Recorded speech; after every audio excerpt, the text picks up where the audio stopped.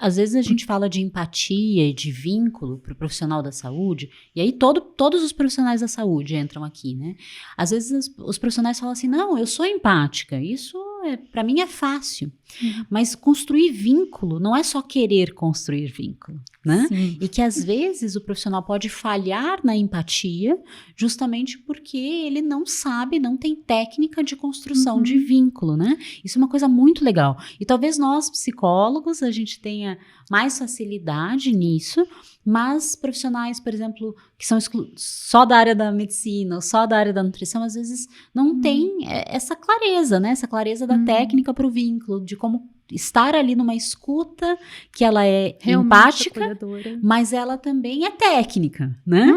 E eu acho que isso é uma coisa muito legal que você trouxe, muito bacana, porque realmente não é fácil, né? Tem técnica para isso, mas não é fácil. Sim, tem toda a técnica e principalmente começar quebrando o senso comum da empatia. Né? E isso é uma coisa que eu costumo falar muito nas minhas aulas quando entra esse assunto. Porque a empatia não é eu no seu lugar, é eu sentindo na sua pele. E muitas vezes aí tem aquele primeiro ponto, porque a pessoa que acha que está sendo empática e não está sendo, não consegue se conectar com a dor do outro se não é uma dor dela. E daí acaba vindo uma desqualificação do sentimento, da situação. Vem aquele preâmbulo horroroso do é só fazer não sei o quê.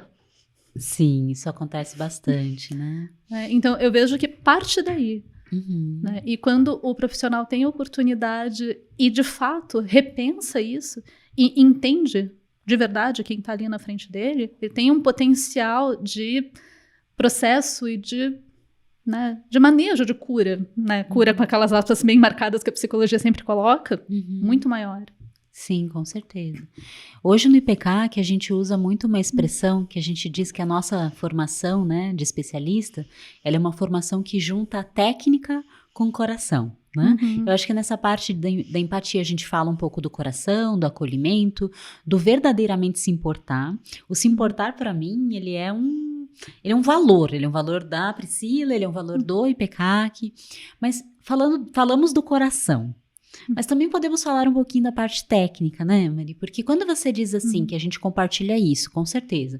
Eu queria ter feito essa especialização lá atrás, há 10 anos atrás, quando eu estava começando e que não tinha, né? Não tinha formações que nos ajudassem. Não era assim. Não era desse jeito. E a gente bateu muito cabeça, a gente estudou muito sozinho, a gente foi se juntando aí também, né? Ao longo do caminho, né? Eu, você e outras pessoas que hoje estão no IPK, né? E que fazem parte desse corpo.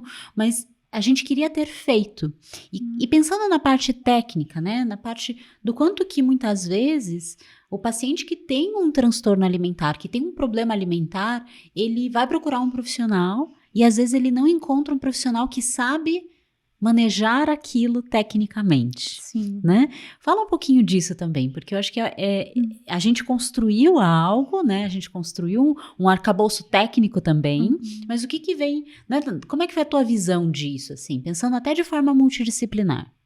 Você pergunta na construção ou como eu senti na construção, isso? Como que a gente pensou a especialização nesse sentido também?